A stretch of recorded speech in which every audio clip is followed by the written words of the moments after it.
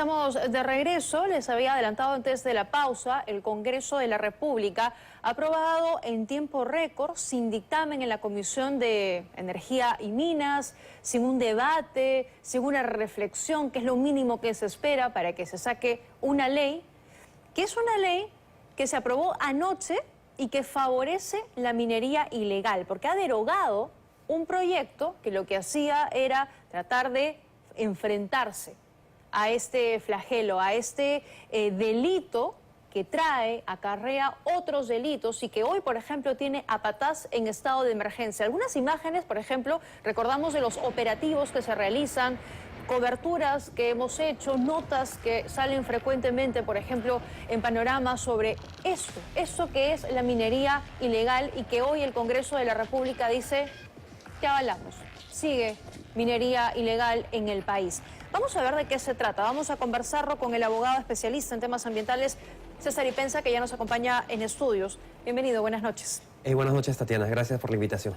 ¿Cuáles van a ser las principales consecuencias de este proyecto aprobado en el Congreso? Bueno, en principio, lo que podía hacer el Estado es sincerar este REINFO, el Registro Integral de Formalización Minera, que permite sacar a aquellos que no están cumpliendo las condiciones, ni siquiera están cumpliendo las reglas de la formalización minera.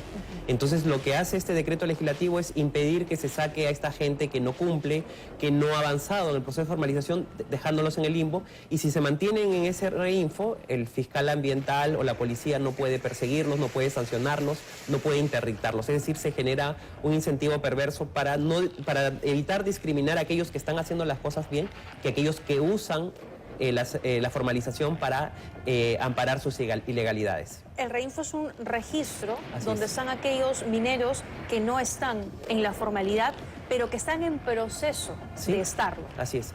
Y la formalización en el país, desde la primera ley, estamos 22 años, pero en el gobierno del presidente Humala se aprueba una ley, el decreto legislativo 1105, que crea el último proceso, que da fechas de caducidad. Se suponía que el proceso de formalización duraba hasta el 2014, el 2014 se extendió al 2016, luego al 2018, 20, 21 y ahora último al 2024. Entonces estamos en un eterno proceso de formalización donde se supone que tienes que cumplir ciertas reglas y no tener que decir, no tengo el contrato de explotación y yo sigo en el limbo, sigo invadiendo, sigo destruyendo, sigo invadiendo concesiones. No les interesa. Así es. Después de tantos años que no logres formalizarte es porque simplemente no te conviene, no te interesa, puedes seguir en este paraguas, como bien decía, de impunidad que te da el REINFO, porque así ni la policía ni la fiscalía, nadie te puede perseguir, nadie te puede sancionar y sigues con estas prácticas. Así es, ¿no? Y eso es, perdóname, lo que está avalando hoy el Congreso. Así es, concretamente sí, porque no puede, hoy en día ya no se saca a esta gente que no está cumpliendo sus obligaciones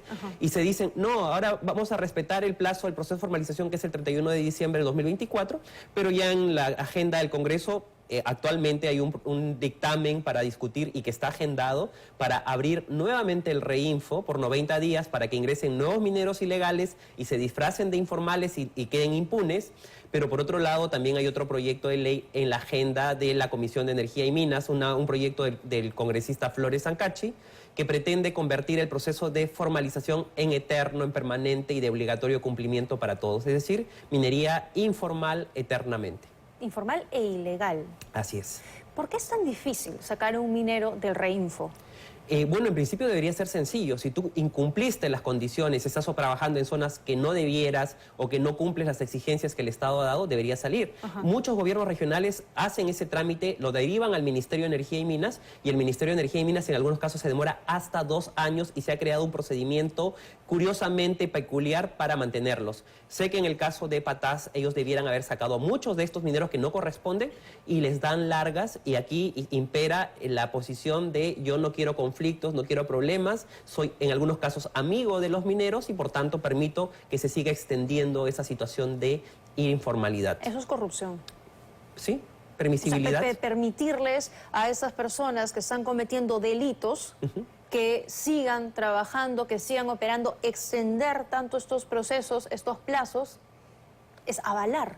Así es. También este tipo de delitos, que es la minería ilegal, y los que esconde, además detrás, narcotráfico, trata, corrupción y muchísimos otros. Sí, y los argumentos de nuestro Congreso lamentablemente son inexactos, ¿no? Por ejemplo, ¿Qué dicen? Decían, no, que cuando se le delegó las facultades al Poder Ejecutivo no era para perseguir o penalizar la minería ilegal. Ojo, creo que el presidente de la Comisión de Energía y Minas, el señor Quirós, debiera leer un poquito la norma, porque en ninguna parte se penaliza, porque eso ya está en el Código Penal, está en el decreto legislativo 1102, que se dio el año 2012. Lo que hace este decreto legislativo es sincerar como una actividad de alto impacto, de alto riesgo y que termina vinculándose al crimen organizado, tenemos que sincerar, y por eso también se incluyó.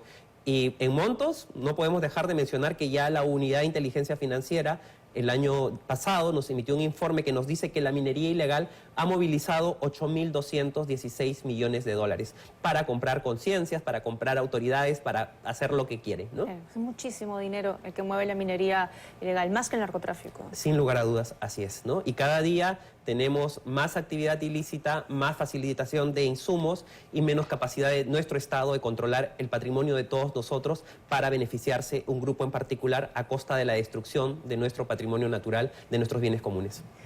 Y el Ejecutivo parecía que estaba yendo por el camino correcto, ¿no? Porque ellos habían propuesto este proyecto para erradicar a los mineros ilegales, para que la policía, la fiscalía vayan detrás de ellos.